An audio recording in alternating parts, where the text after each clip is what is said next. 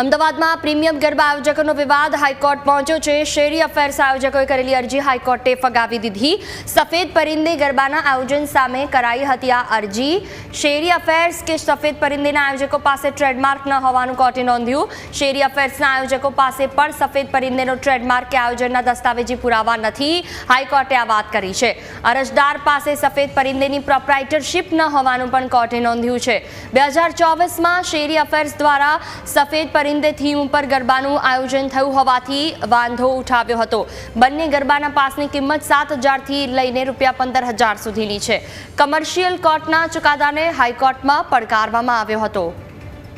વધુ માહિતી સાથે સંવાદદાતા જયેશ ફોન લાઈન પર જોડાયા છે। જયેશ, શેરી અફેર્સ કે સફેદ પરિંદેના આયોજકો પાસે ટ્રેડમાર્ક ન હોવાથી કોર્ટે એક્શન લીધા, શું વિગતો?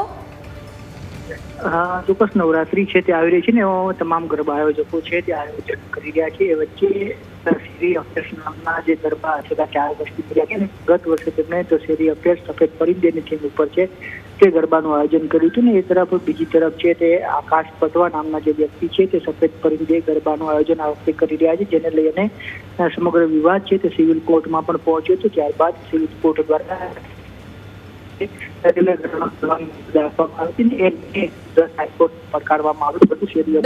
બિલકુલ, તમામ જાણકારી બદલ આભાર જયેશ।